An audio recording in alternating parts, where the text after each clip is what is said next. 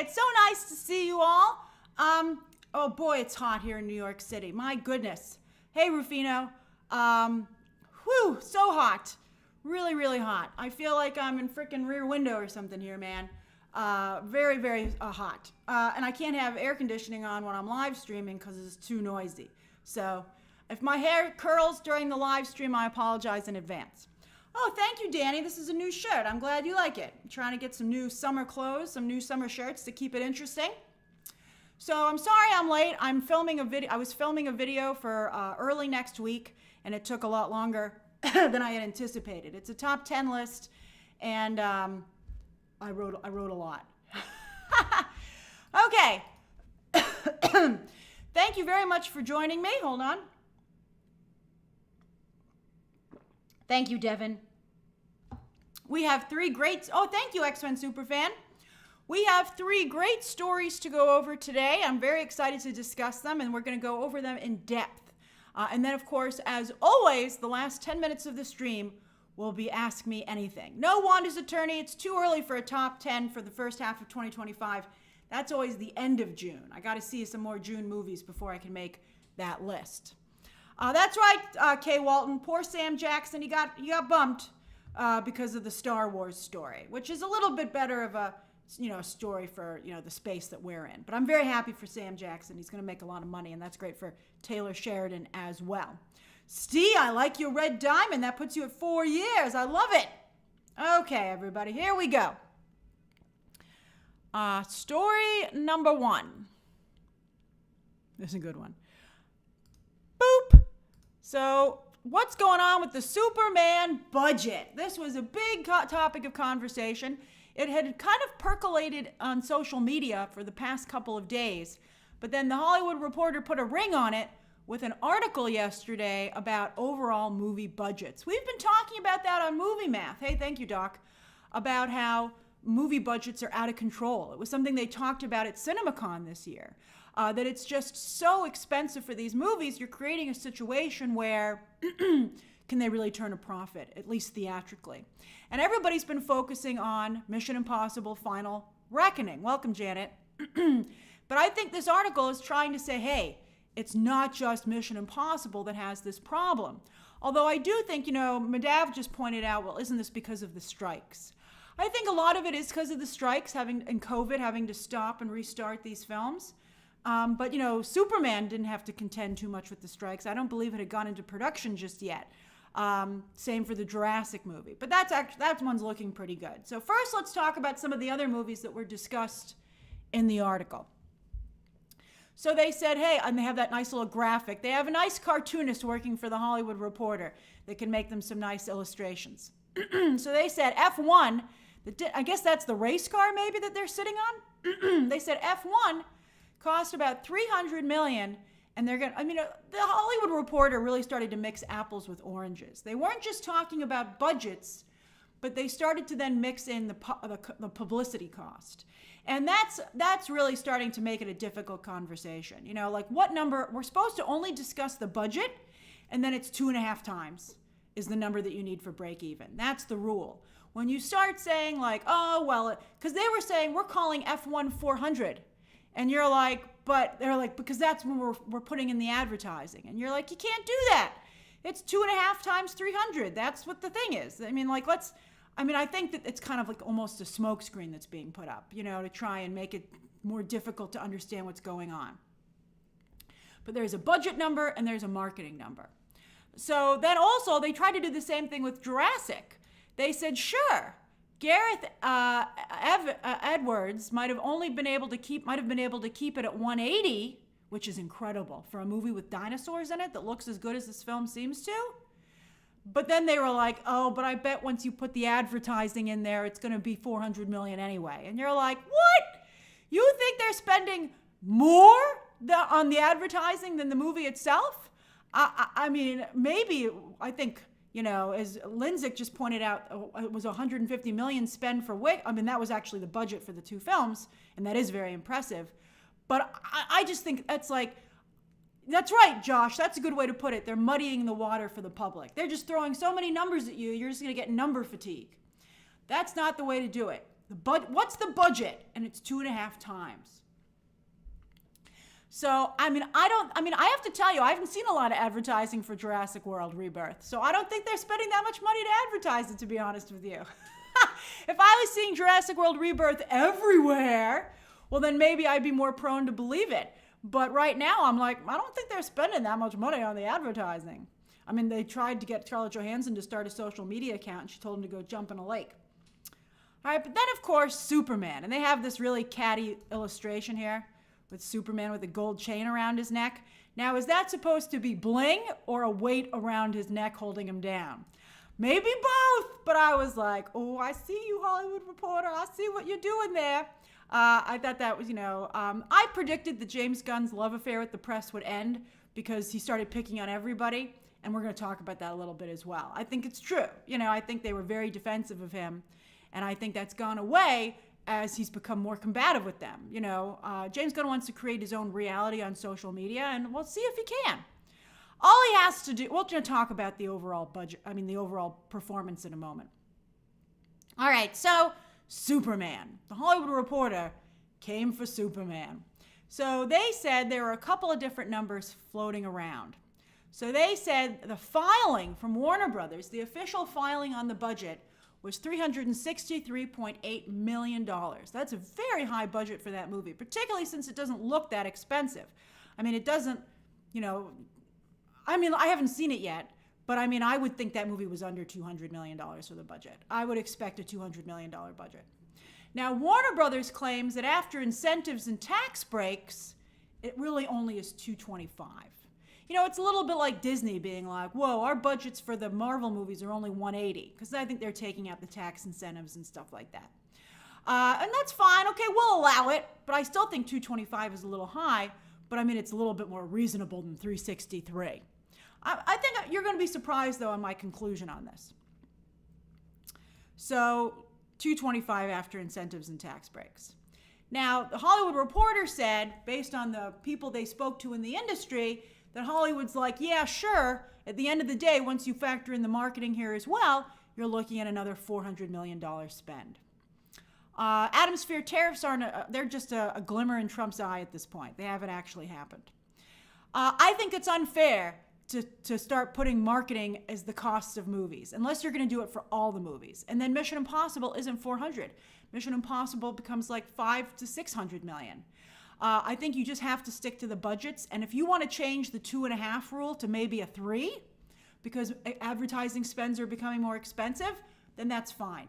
Maybe you make it 2.5 on smaller movies. You make it times 3 for the big movies. Maybe that's something we'll do on our own. But I think that you just can't do this ridiculous situation with, I don't know what Man of Steel's budget was. Mika, that's a good question. Let's look it up.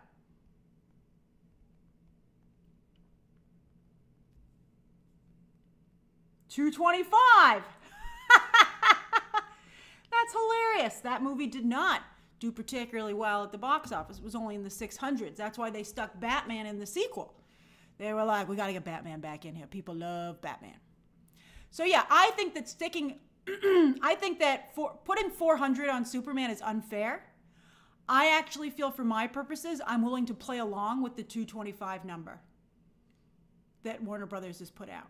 We played along with Disney's Marvel numbers. I think it would be unfair for us not to play along with the Warner Brothers number. So fine, it's 225. And if it's 225, that's when you do 2.5, is 562. That's the break-even point, and I think that's very doable. Okay, so that's what it has to get to break even. Now let's talk about this a little bit more. So I did think it was interesting about James Gunn in the press. Back in the day, so here's what the Hollywood, I have too many pictures, so hello, I see you. I have to just cover myself up a little bit here for a moment. So here in this article, all right, they said that James Gunn was pushing back on budget conversations. And I think it's beneath the trades to quote James Gunn's comments on social media. I think they even have to go over to Threads to get this stuff, and their replies. Like, really, get out of James Gunn's social media replies. It's ridiculous. You're a major newspaper. If he's not willing to give you a comment, then I don't want to hear about it. I think it's ridiculous. some fan asks him what the budget is and his response, and that goes in the trades, I'd say just write his person and say, write his publicist or the PR person for DC and say, what's the budget, and see what his answer is. So he says, how in the world do they think they know what our budget is? I mean, here's the thing. Look, I understand that James Gunn wants to defend himself, and I understand that he's under a lot of pressure, and I understand that it's very tense. I don't like talking about this stuff either sometimes. I get upset too. I mean, people are very aggressive on social media, and it's hard to understand where someone's coming from with a lack of punctuation and no facial expressions. It's difficult, which is why we've said, as Wanda's attorney just said, get off social media. Take the phone away. He shouldn't be on there because it's impossible not to get angry. But we have been able to determine the budgets for movies for decades. So you can't suddenly say, how do people know what my budget is, when people have been able to find out what budgets are for movies, for all the movies, constantly. So what makes Superman so special that it's some kind of secret? So I think that's a ridiculous answer about what could the budget be. All right, then there's another interesting thing. And I also think it's interesting, by the way, that the Hollywood Reporter included this and didn't push back on their budget talk.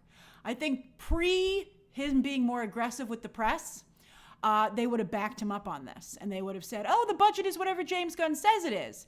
But now they're starting to be like, well, this is what James Gunn says, but this is what we think is actually happening, which is the way it should have always been.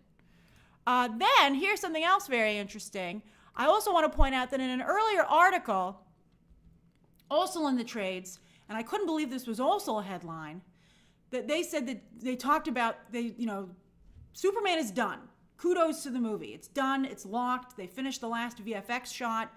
And when this discussion was being had over the past few weeks, some people have, somebody asked him on social media. I can't believe people ask this stuff to James Gunn point blank and he answers. Okay, they said, is it true, James Gunn? Like, everybody runs to check stuff with him. It's so ridiculous. And they say, hey, James Gunn, is it true that Warner Brothers forced you to make the film shorter? And he said, of course it's not true.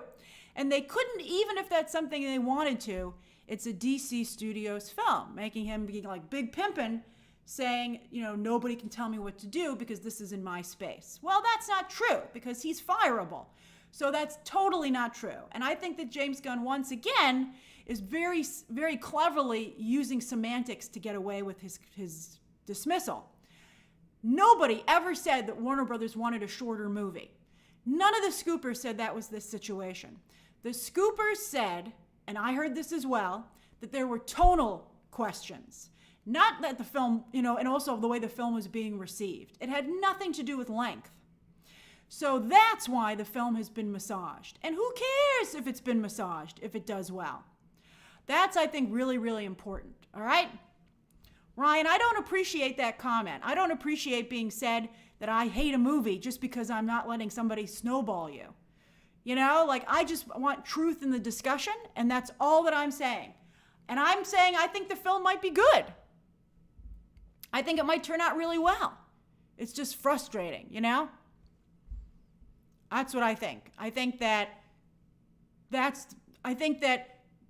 yes, it's true. Nobody asked him to cut the film down for length. It was other situations. But, I don't know why anybody is not talking about that. Okay, let's go back to what we're discussing. See, I told you, it's super frustrating, and I get angry. I'm super hot because I'm sitting in front of a window under the smoldering sun, and this is just what happens. So I understand why James Gunn gets persnickety. I get it, and, I get persnickety too. But I mean, you have to admit, some of you are extremely aggressive. Okay. Sometimes I think some of you are aggressive just to get my attention, which is frustrating. You can get it anyway. Okay. Now, to be fair, this $175 million opening for Superman is starting to become more and more of a real thing. At first, it seemed like pie-in-the-sky predictions, but it's really starting to take root. I don't know if that's a good thing or a bad thing. You don't want too high of a number to be expected, because even if he falls a little short of that, people will be like, oh, it didn't open at 175. Hey, Julio, myself included. So I don't know if I'd want a 175 number to be there. You know, I would be like, let's just say over 100 would be like, just put me there, and then hopefully I surpass that. But 175 is starting to really, really take shape, and it might actually happen, which would be incredible. The number to beat right now is 162.7. That is the biggest opening of the year when it comes to Minecraft. Minecraft, and by the way, we're going to talk about Fantastic Four pre-sales a little bit. We'll have a deeper discussion on Sunday on Movie Math. But Fantastic Four is tracking to be the biggest, they said, oh, it's the biggest pre-sales of any movie for the year. Well, Lilo and Stitch had the biggest, before that, Lilo and Stitch had the biggest pre-sales, and Lilo and Stitch still couldn't top Minecraft, because Minecraft did a bunch of walk-up business. So I'm not saying that Fantastic Four isn't going to do well. I think it will do. I think right now it's looking like it will do well. But I don't know if it's necessarily going to be like the biggest opening of the year. We'll have to see. There are a lot of other factors that have to come into place. And as for Superman, we don't know what its pre-sales are because tickets haven't gone on sale yet. How insane is that? Jurassic World tickets are on sale. Fantastic Four tickets are on sale. And for all of James Gunn's talk about Kumbaya talk, about how Fantastic Four and Superman can coexist, Disney did decide to run a campaign with AMC that you should use up all your AMC 4 reservations for AMC A-List. You should use all 4 for Fantastic Four, which would mean that you would have none available for Superman, which comes out 2 weeks earlier. That's such a mean thing to do. I can't believe that no one has brought it up. They're clearly trying to push Superman out. I mean, that's 2 freaking weeks. You could certainly see Superman a couple of times and still see Fantastic Four 4 times in theaters. But they want you to lock down your AMC A-List right now. That's right, Wanda's attorney has all 4 of his or her reservations for Fantastic Four. But what are you going to do about Superman? I mean, that was like, I was shocked at that. I was like, that is mean. But very Disney, as Mike C. just pointed out. But I don't know when these Superman tickets are going to go on sale, and let's see what those pre-sale headlines look like. I was talking to a friend of mine like a year or so ago in the industry, and we were talking about the fact that they have all these headlines. Sophia says everybody's saying June 11th or June 12th. When is that? Middle of next week. Let's see. That would be great. Hopefully we'll get a final or a new trailer. That would be wonderful. Yeah, middle of next week. But it's crazy. But anyway, what I was saying about trailers was that they used to have all these headlines about this trailer is the most watched trailer of all time. Oh, now this trailer is the most watched trailer of all time. And my friend who works in the industry said, there's always going to be a new headline. They're always going to find a way to kind of boost the number through different metrics. Social media consumption is just growing. And so, yeah. So, I mean, like, I think we have to wait until we see the actual numbers. And also, walk-up business has become a big part of the discussion. X-Men says not everyone has AMC in their countries, but I guess it's important in the U.S. Well, I guess whatever pass you're using, right? I mean, so we'll see. But I think AMC A-List is probably the most talked about. I do think 175 is very possible. I think, there are other factors like what do the reviews look like? What is the early buzz seem? You have to, these things take shape. It's like a weather pattern. And, we're still a couple of weeks out, so it's really hard to predict it accurately. But I do think that 175 is reasonable, particularly when you look at what Minecraft was able to do. So I think it's possible. I do think that it's possible. It would have to get hit with a really bad Rotten Tomatoes score. It would have to be rotten. It would have to be like a Joker 2 situation, and I don't think that's going to happen. I don't think the movie's going to get hit that hard. So what's it going to make? I've seen some people in the industry saying it just has to hit 700. I would agree with that. I think it just has to be in the range of the first Batman movie. But I do think it has a chance of making $1 billion. I really do. Minecraft started at 162. It's almost at $1 billion. Superman, is it too American of an idea? Hard to tell. It's very hard to tell. What did Batman open with? Let me check.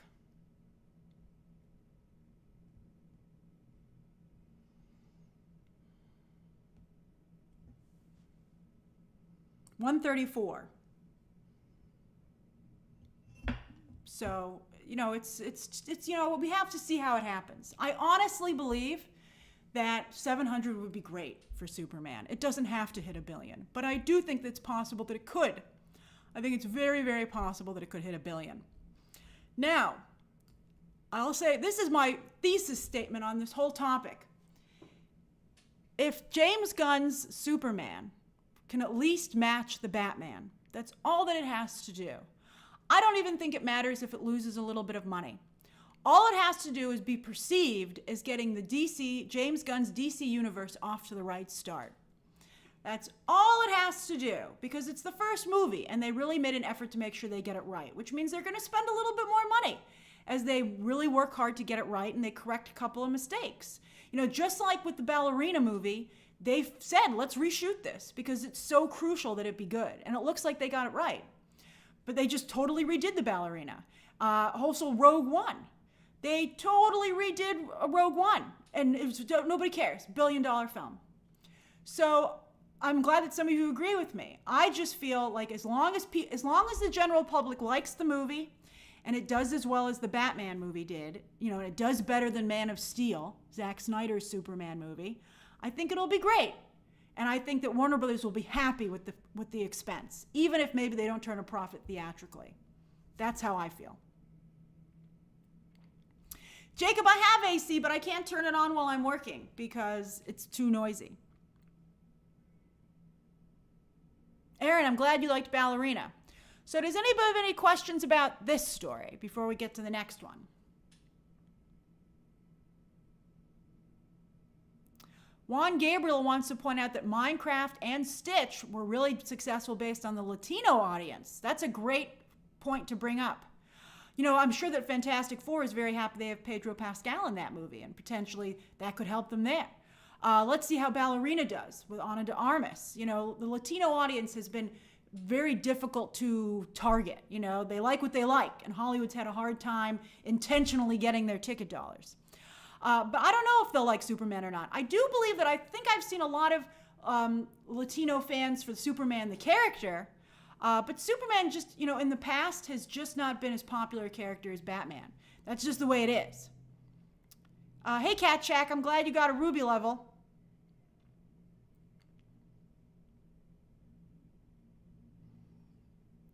X-Men says, what do you think of the new Superman posters, particularly Superman, you mean like the news ones? I think they're okay. I thought Lois had more of a girlfriend stance than a reporter stance, which bothered me a little bit. But again, I think female characters are having a tough time right now, so I just want it to be successful. Stephen Turner says, Amazing Spider-Man 2 made $708 but cost $225, so do you think it's fair to say if Superman makes under that, it was disappointing? I think it's a different space. I think that people didn't like Superman 2. I think, again, it's like Mission Impossible Final Reckoning probably isn't going to make a profit in theaters, but people like it. Like, what is the takeaway? Like, after Amazing Spider-Man 2, people were like, this is awful. And that's why they had to start over again. But I think what's going to be the dialogue? Like, is it going to be like people like it? Or is it going to be like a Batman v Superman situation? So that's all really important. Sophia says, kind of like the same conversation with Thunderbolts. I don't know about that.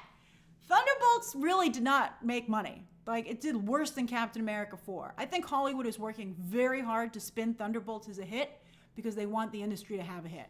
It would not be beneficial for Hollywood to have something like one of their tentpole properties like Marvel fold. For the whole industry, it would be not great. But I think Thunderbolts, it's hard to say that did well. It's hard to defend that box office performance. I've talked to industry friends and they're like, they hired that director, and I didn't want to get into a fight with my industry friend, but I was thinking to myself, they didn't actually hire the director. They said they were considering it, and you'll notice that he has not signed. Jake Schreier is not actually directing X-Men. Maybe he will. I think, let's see what they decide.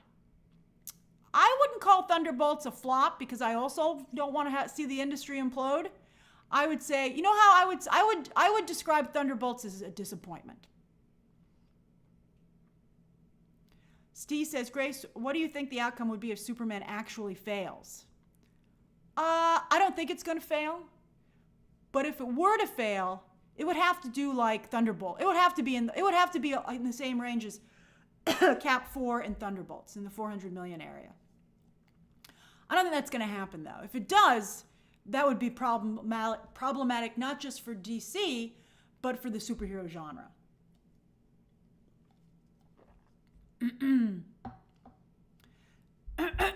That's right, we thought Joker 2 couldn't fail, Juan Gabriel. I was nervous about it, but I'd heard good things.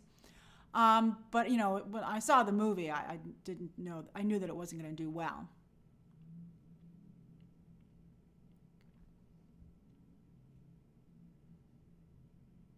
That's right, Earth is Ghetto. I called it a disappointment.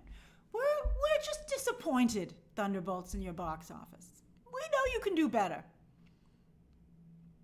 Ben 10 wants to point out that Fantastic Four is the entire August and September. Well, it has to hold on to its screens. And there are some very big movies coming out in August. And so Disney's very aggressive about holding on to screens, to be fair.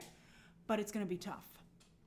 Billy Malloy says, hi, Grace. I already have my Fantastic Four tickets.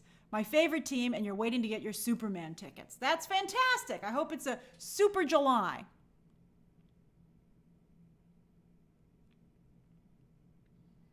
Kay Walton says, no chance Superman fails unless it is truly awful. Well, I don't know if that's necessarily true, because Thunderbolts is a good movie, but it didn't do well. So that is like, it would be real. I mean, there's always the chance that Superman comes in that same space. Because who would have ever thought that would happen to Thunderbolts? Remember how hot Thunderbolts came out of the gate? That thing's not even going to hit 400 million. That's shocking. Adil, I'm going to try and go back and see your super chat here if I can find it. Does box office performance matter if a film creates perpetual value for the studio? Well, no, I don't think that it does, as I'm saying. That's why I'm saying if Superman can be perceived as doing well and not embarrass itself at the box office, then I think that Warner Brothers will be fine with the spend. X-Men says, does Superman appeal to families or adults? Well, that's the eternal question. I think that James Gunn is trying to make something that's family friendly. But I don't know how, I've heard, that's one of the questions they've been having about tone that I've heard, that some of the content skews a little more adult, and I do think that adult fans will like those choices, but it might be in a way that makes it difficult for people to, say, take someone under 13. So that I think is, and do they need 5-year-olds to be able to go and see Superman for it to be $1 billion picture? Maybe they do. Maybe they do.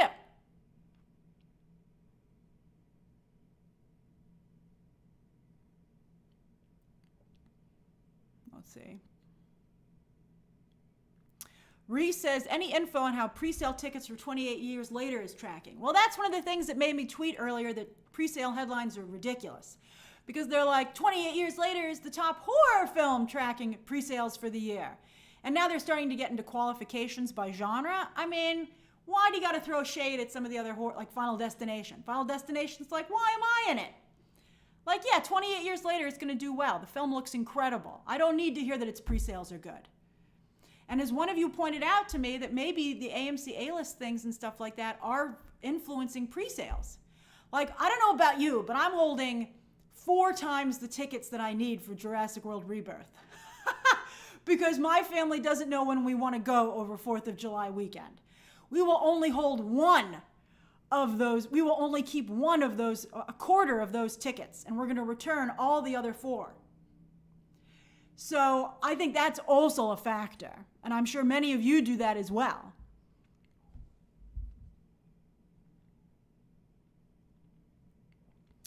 Billy Malloy says, the Guy Gardner of it all doesn't look good to me at all. And, well, we'll see.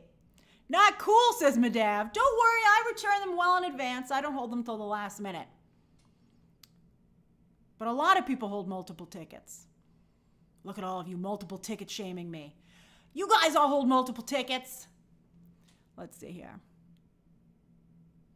Mika says, is your dad excited? He's excited for Superman.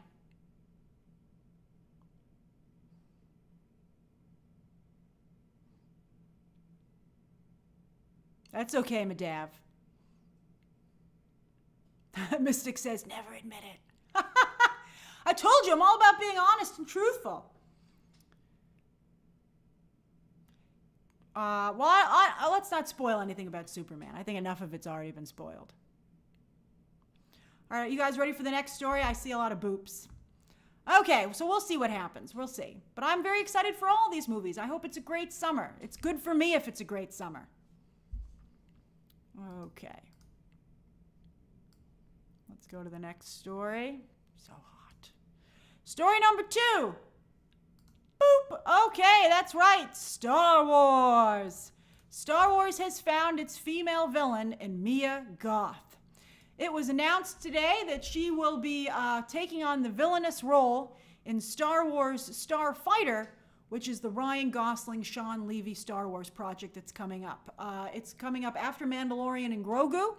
I believe it's also going to be a Memorial Day weekend release. They're going back to Memorial Day instead of the holidays, I think.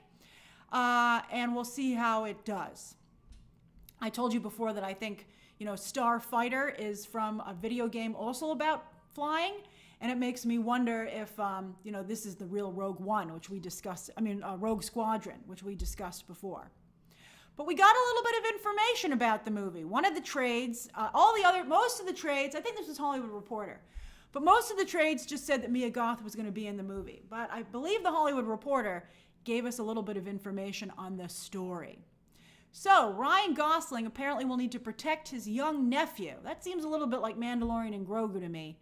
And I don't think a kid needs to be in every movie, for Pete's sake. Hollywood has this feeling that if they put a kid in it, the little kids can relate more to the movie.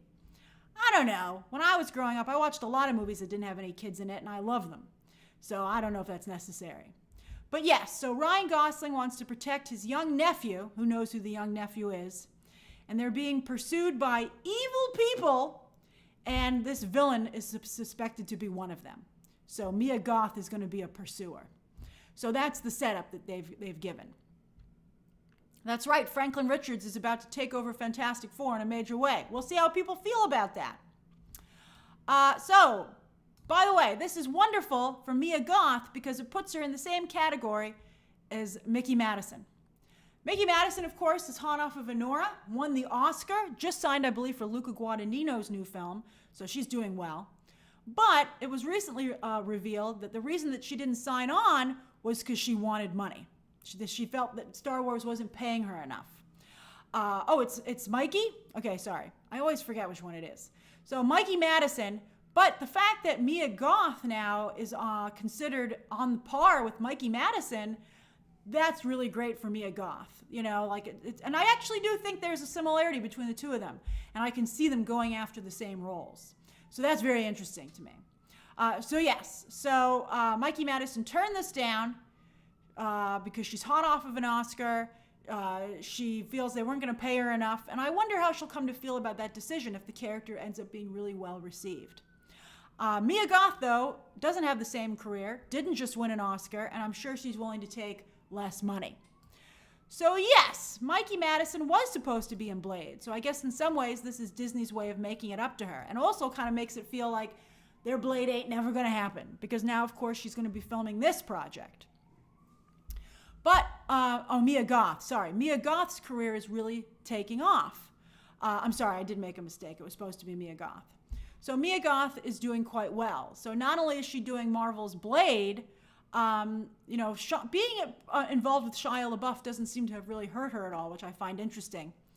But then she's also in Guillermo del Toro's upcoming Frankenstein movie. She was just at Netflix's Tudum event, where she and Oscar Isaac, Jacob Elordi wasn't there, I believe, and there's Guillermo del Toro promoting Frankenstein.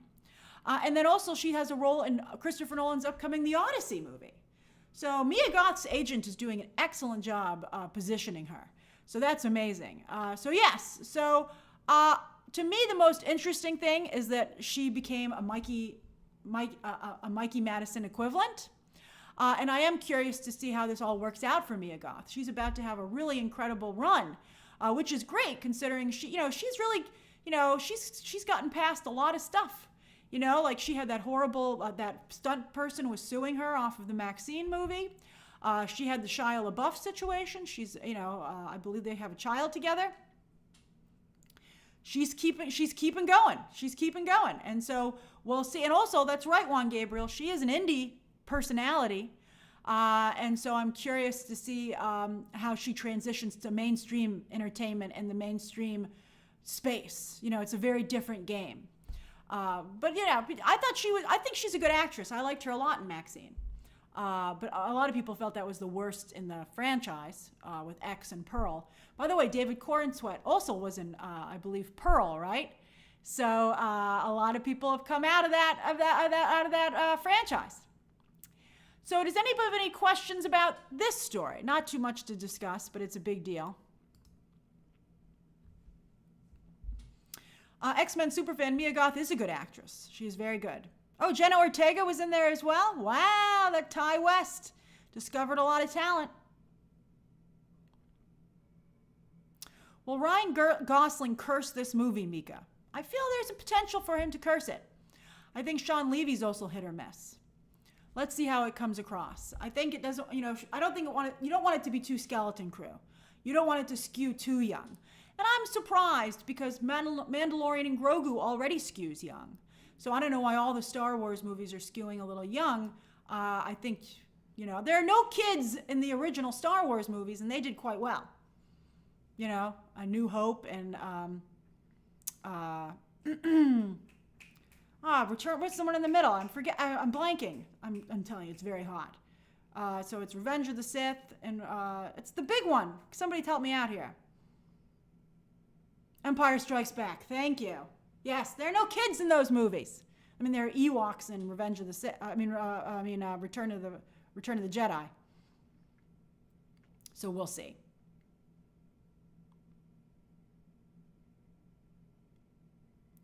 Yoda says, why are audiences okay with a female villain but hate on a female hero? Well, you don't know. They might hate on this character. It's early days.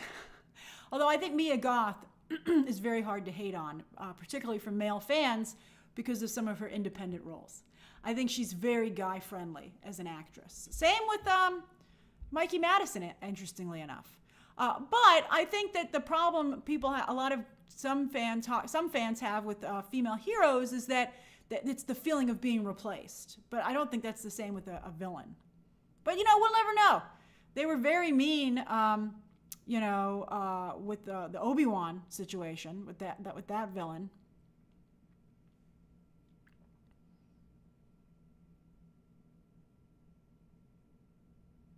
Juan Gabriel points out that Mia Goth is very big with the LGBTQ community, and that's great. I think that'll really help. She'll bring a lot of attention to the film.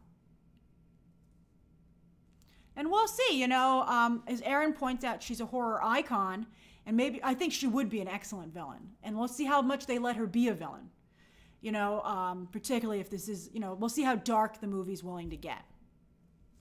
And that's right, there were no kids in Andor, Mike, but no spoilers, though. But there's technically one.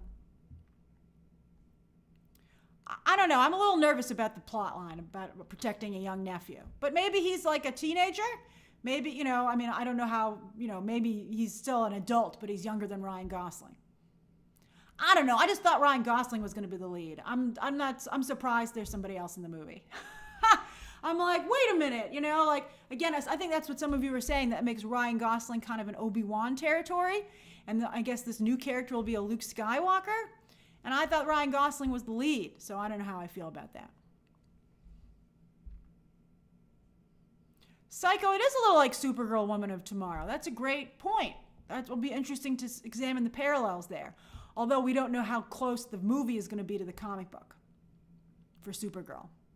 Whelm says, in my personal experience, I've never seen a kid that wanted to be a child actor in a show or movie. Every kid wanted to be Darth Vader. Yeah, that's true. I think like Short Round, Ke-Huy Quan, and Indiana Jones and the Temple of Doom is one of the more successful ones. Everybody has very fond memories of him, but also because he was in Goonies, I think. But yeah, I don't think anybody ever relates to the kids in these movies. You want to be the hero. You want to, you see yourself potentially growing up to be the adults that you see on screen.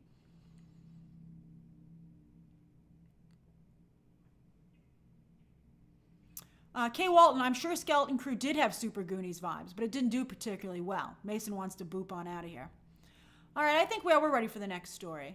Let's make sure we can have a good Q&A. All right. Speaking of, let's see here. All right, Emperor. This is a big one. Emperor's New Groove. Here we go. Boom, baby. All right, there's quite a bit to discuss here because a major awards contender just came onto the scene, and that's Jennifer Lopez's Kiss of the Spider-Woman, which will be coming out this fall. It was at Sundance, and that's where that picture comes from there. That's writer, director, and producer Bill Condon, Jennifer Lopez in a spiderific dress, and then her co-star, who plays the William Hurt role from the older film, please forgive me if I'm mispronouncing the name, Tonatio Elizares. But I think he like Cher, he largely goes by the single name Tonatia. All right, so let's talk about this movie because it's I think gonna get a lot of attention during awards season. Just like the Alien Earth trailer, it unfortunately dropped its trailer the same day that Elon Musk and Donald Trump broke up. But it still managed to get, I think, some attention in its early days. So the trailer came out yesterday, and first let's take a look at the trailer. Really stunning visuals. And while Bill Condon didn't direct Chicago, he did write Chicago, the movie musical. And I think you see a similarity in like the contrast of reality versus fantasy. So here's a great shot. That looks just amazing. Here, a really cool dance number. That looks really great. This also is really beautiful. The movie within the movie, like a 1940s movie star. That's really great. And then here, made up as the Spider-Woman, which is really cool. And I haven't seen the movie myself, but a lot of people are talking about the visual effect of kind of turning J-Lo into an actual spider during some of these dance sequences.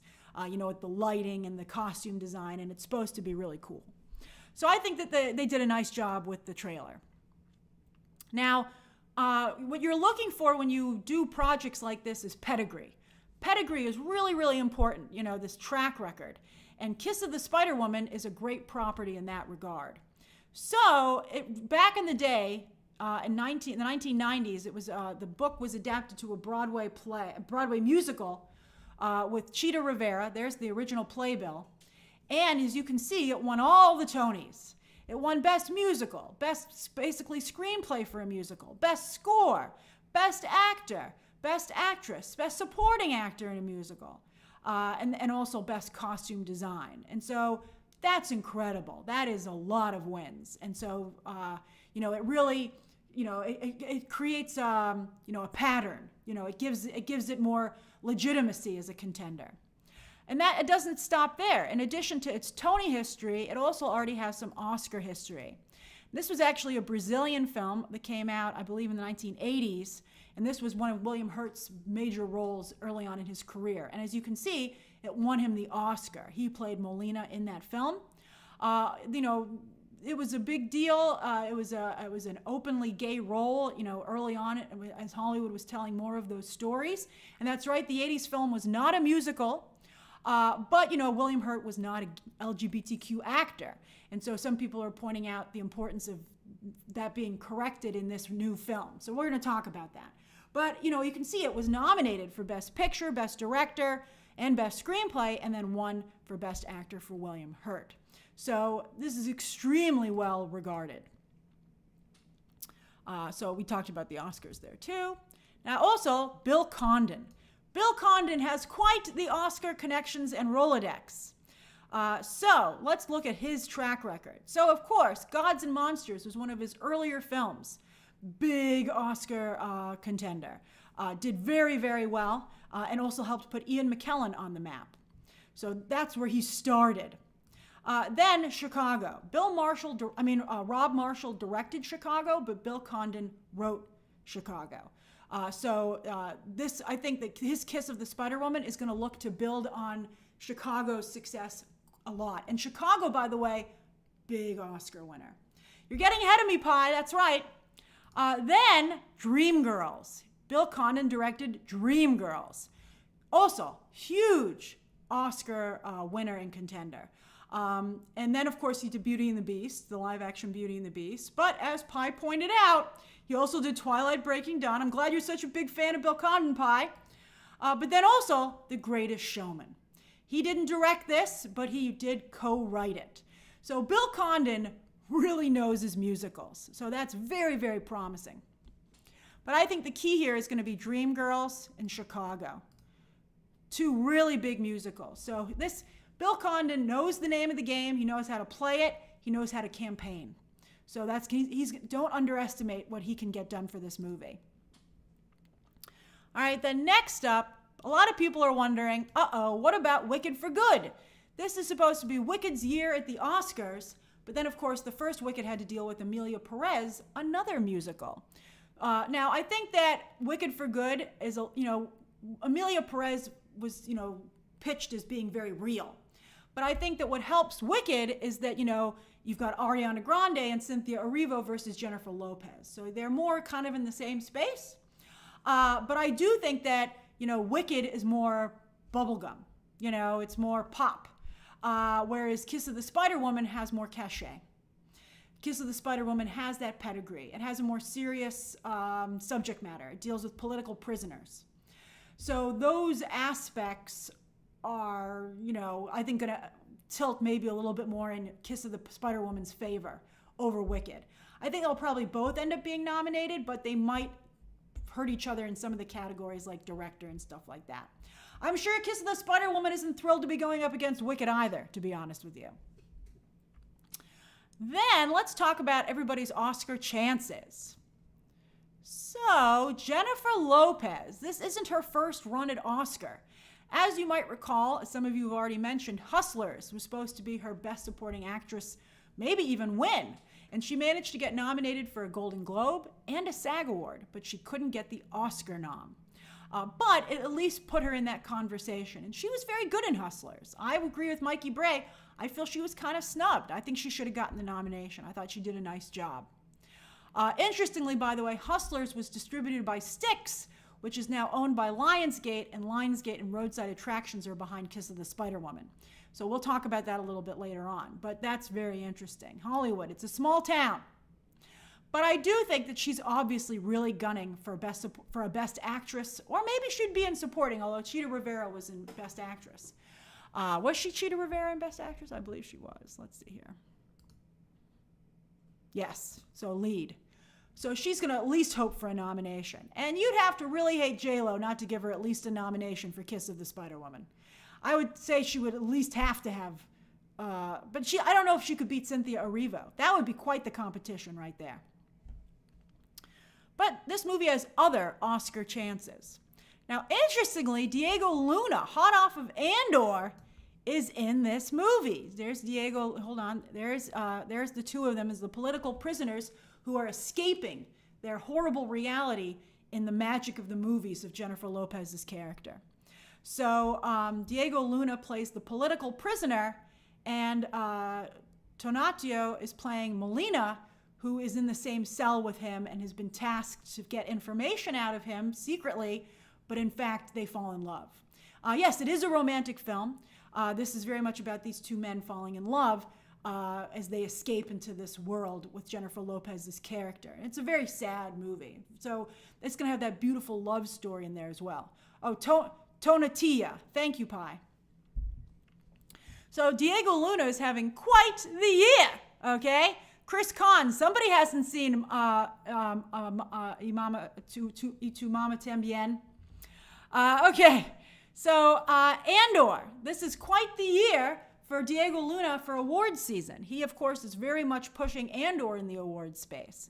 And so we'll see if Diego Luna, might be really doing well on both the TV and film fronts.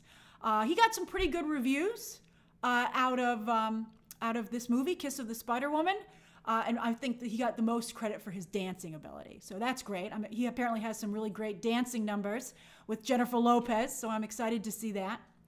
But I wouldn't be surprised, hold on, if it's not, let me make sure, Tonatia, who ends up winning the Oscar for this. I think he's going to end up being he's getting the best reviews out of the film. He has the William Hurt role, which has already, Tony. This role won the Tony. It won the Oscar previously. And he is apparently a revelation in the role. He looks stunning both here. I couldn't get a good quality screenshot of him in the trailer, but when he's in the fantasy world, he looks amazing. He looks every inch the movie star. And he's actually a gay actor himself, instead of a straight actor playing a gay role, which has historically been the case. So it's a very, very big deal, and I do think that he is probably going to be, he in some ways is one of the strongest chances for an Oscar for this film. I think he's going to get a lot of attention when this film releases. Then there's only one situation where I think they have a little bit of an issue. Where's my arrow? Lionsgate and Roadside Attractions. This is the company that is distributing the movie. Now, they don't have the same Oscar Rolodex. They don't have the same connections that other distributors do. I'm not saying it can't be done, and I think that Bill Condon will probably make up for a lot of the lacking that maybe Roadside and Lionsgate have in terms of their awards connections. But I think that, so that's why I think Bill Condon will be able to bridge that gap. But it's not the same as having like Focus or A24 or Neon distribute the film. They have a little bit more, there are certain distributors that just release awards contenders. And so, their films always have a little bit of a front runner. But, it doesn't help Wicked that that's a Universal movie. Thank you, X-Men Superfan.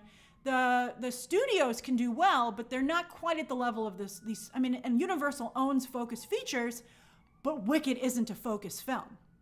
So those are all things to think of as well. But I do think that this is going to be a strong awards contender. And I think it should probably have, it has a pretty good Rotten Tomatoes score. I was impressed with the reaction from the general public to the trailer yesterday. I think people are excited about it. And I think that at the very least it'll be walking away with some serious nominations. Thank you, Emmanuel. Xtina says, but what about all the hate for J-Lo these days? Well, she's going to have to work really hard to try and overcome it. And, I think that this trailer was a good start. I think it was received better than I thought it would be, considering how people have been acting about J-Lo recently. Apparently, she's amazing in the role, and she looks amazing in the role, and I think that's going to go a long way to helping her out. I think having a Latina actress in a movie where she's playing this major movie star and she has all the glam, I think is really I think a lot of people are going to eat that up with a spoon. And as Griffin says, Bill Condon's going to do a lot of the heavy lifting here.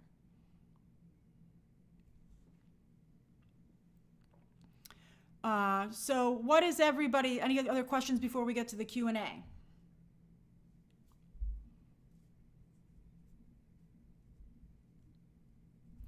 Oh, Billy, I don't want to pit Spider or Wicked against each other. I hope they both do well. Steven says, I could see a stepping stone film for J-Lo to get more respect, but not her actually having enough industry respect as of yet to win. Think Kristen Stewart and Spencer. I didn't say she was going to win, but I think she probably will be nominated. It would be a real smack in the face if she wasn't even nominated. And that's right, Dancing Dog 60. Bill Condon got Jennifer Hudson that Oscar. She's in very good hands with Bill Condon. And then Wiki Nomad said that she started to change the narrative by headlining World Pride in D.C. And by the way, that's right. Didn't she just host the American Music Awards or something? And I think they had their biggest ratings ever. So that was a great headline for her. She's working hard. Everybody has their ups and downs in public opinion, particularly women.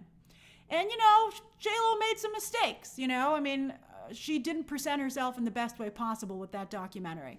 And in fairness to her, she's had a tough time of it emotionally. She believed in true love, and it failed her for the second time. So, but good for her, everybody can make a comeback.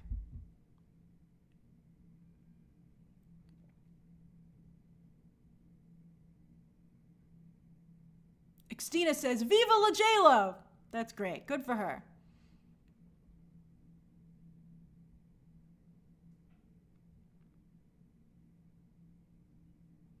All right. I think we're just seeing a lot of gossip here. Let's see what happens. But it's very exciting, and we'll see how the film does. And I do wonder if Diego Luna can get some, broaden the audience for this, because, of course, he's, again, coming off of Andor. Okay, let's do the Q&A. We can do a full 10 minutes. I know some of you have been disappointed that the Q&As have been shortchanged lately. Not today. We'll do a full 10 minutes Q&A starting now. All right. Thank you, Wiki Nomad. Ariel Knight says, SAG seems to be fighting with the game industry a lot. I think game developers should come before actors as they build the game. What do you think? Come before actors? I think actors should be protected, particularly when you're making digital copies of them. That would make me very nervous as an actor.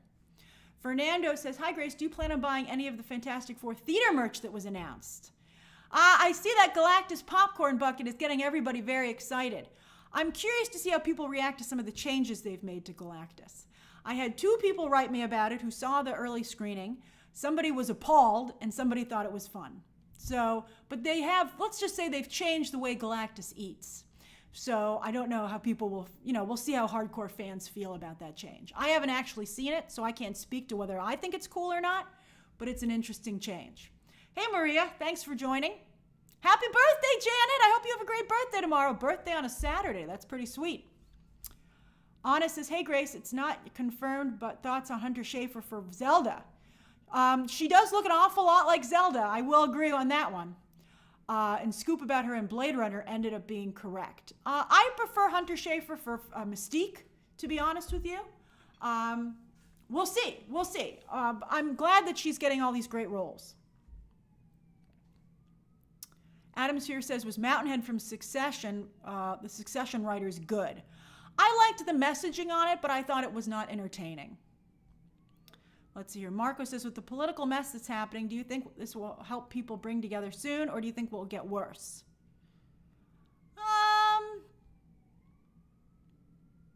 I don't know. I honestly don't know. I hope people just get less angry. The hate and the anger is really hard to deal with. CM says, do you think movie stars as a concept are dead or could evolve and adapt as other aspects of the industry have? Well, I think there's always somebody who's a pull. I think they're less guaranteed than they once were. Also, you have to remember, the magic of being a movie star is not being so well defined, but social media is all about really defining yourself. So I think that mystique kind of goes away. So it's tough. Floppy disk channel, I'm not going to have time to review the Predator Hulu animated movie. I wanted to, but it got away from me. I'm dealing with some stuff in my personal life, and so that work-life balance has been a little bit tricky for me, but I'm trying to get more of a hang of it. Miguel says, I have a theory for Superman post-credit scene. I'm not giving that away, Miguel. And also, if you want to know what the post-credits, was it included in the screenings? I think you could just go and look on the dark corners of the internet and you'd find out what it was. Let's see here. What did Faye do? I see applause for Faye. Oh, about J.K. Rowling. Did she? I didn't see her say anything bad about the Snape casting. If she did, that would be just awful. As if that actor isn't going to have a hard enough time. Let's see here. HBO's like, why are all of our authors coming out against us? Let's see here. DeGuy says, do you see that Laura Linney joined the cast of Lanterns? What? It's who? That's nuts. I'll be curious to see who she's playing.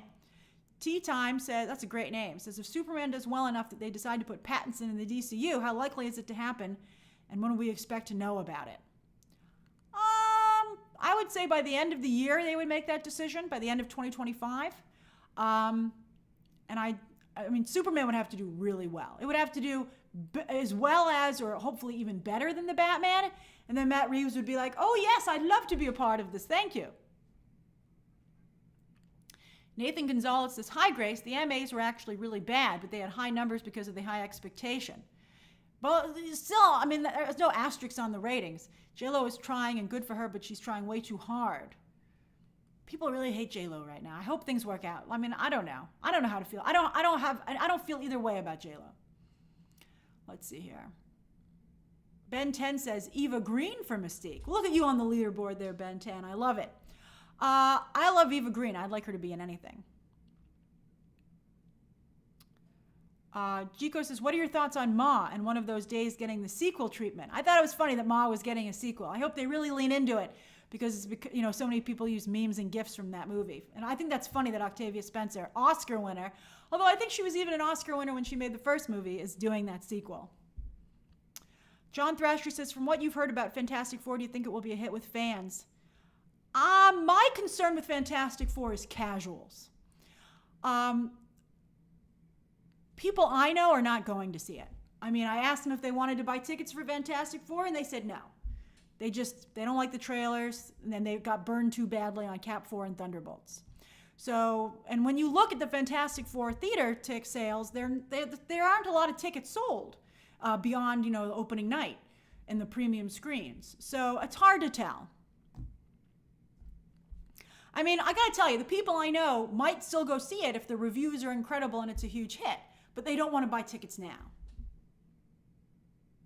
X-Men says, what's your favorite Katharine Hepburn film? I gotta tell you, I'm not a big Katharine Hepburn fan. I'm not a big fan of hers. It's hard for me to pick one, actually, because I've not watched a lot of her movies. I'm all about Joan Crawford, thank you. Oh, Kiss My Kimchi, I'm glad you got a free membership. Ivan Sarmiento says, do you think even Thunderbolts flop? Restoring the Marvel quality issue. You're using not full sentences here. It had the best scores in years. I think it's the Disney Plus issue there, to a large degree, with people not knowing who those characters are. Dane, I didn't see movie-themed cookies that you got. I'm sorry I missed your tweet, but I'm glad they're cute and I hope they're delicious. Marduk, I didn't see the Luc Besson Dracula trailer. Big League Chew, I watched Mountainhead and I was going to review it, but again, I didn't have the time. I thought it was okay. I liked what they were saying about tech bros, but I wouldn't recommend anyone watch it. Rippy says, I would love a Pride episode of BTT Insider this month that could feature your favorite gay films and a little bit of history about gay representation in Hollywood. That's a good idea for maybe that is a good, I was going to do Alfred Hitchcock movies for the BTT Insider, but that might be a good idea. I'll think about it. My favorite color, Jesus. I don't know. I'm told that blue is my best color, but I do like red as well. I like all the colors. I like soft pink. I don't think I have a favorite color, really. I like bold colors.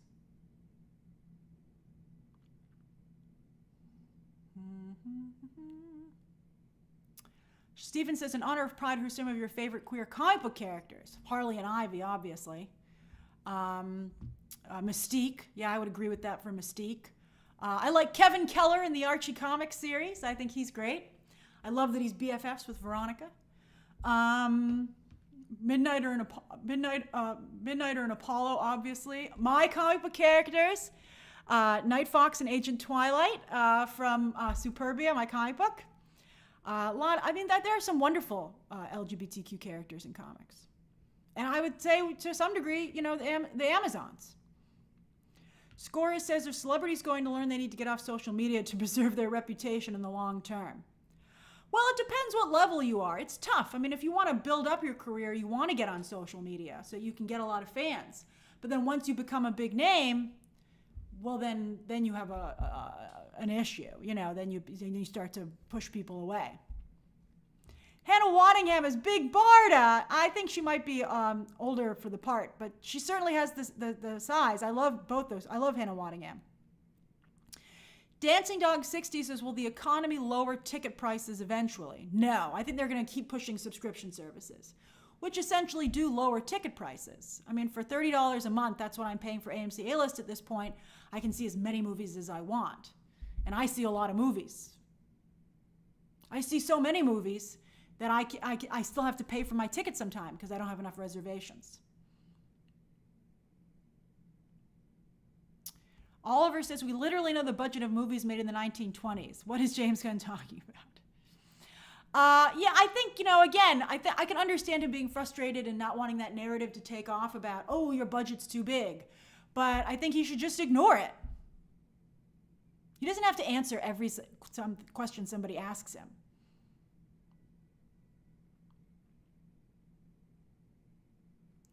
Maria says, I think I missed something. Why are people questioning if Superman is going to be a box office hit? Well, Maria, I think it's because everybody questions if any movie's going to be a hit these days, particularly from DC and Marvel, because they've both had a tough time.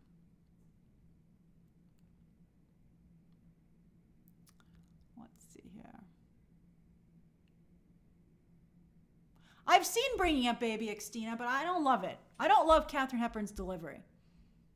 Oh yeah, Wiccan. How could I forget Wiccan? I love Wiccan. Thank you, Faye. Been seeing a lot of Joe Locke hate on the timeline recently, and I'm not happy about it because some scooper confirmed. I mean, I haven't heard it, but that is going to be Billy. I mean, that's going to be Tommy in Vision Quest. And then I saw some people saying mean things about Joe Locke, and I didn't appreciate it because I really like Joe Locke, and I think he's an excellent Wiccan. Thank you, Mason. I'm glad you appreciated my Superbia plug. Let's see here. Hey, Just Josh, fellow Aussian, says, Happy Pride, great. Hey, hello. Happy Pride to everybody for sure. And then Devin says, my favorite gay comic book character is North Star. I think he's a little underdeveloped, to be honest with you. Let's see. All right, I got to go. I'm already over time, and I have to meet somebody. So I had a wonderful time with you guys. Thank you for joining me for another great week of movie live streams and videos and TV. And we have a whole nother week coming up of fun next week. It's going to be 2 big movies come out next week. I'll be reviewing both of them. How to Train Your Dragon and The Materialists, speaking of Mr. Pedro Pascal. He's been flirting up a storm with Chris Evans on the ad campaign. I mean, it's been actually an amazing thing to see. Their interviews have been fantastic. So anyway, have a wonderful rest of your day, and I shall see you on Sunday for Movie Math. Bye, everybody.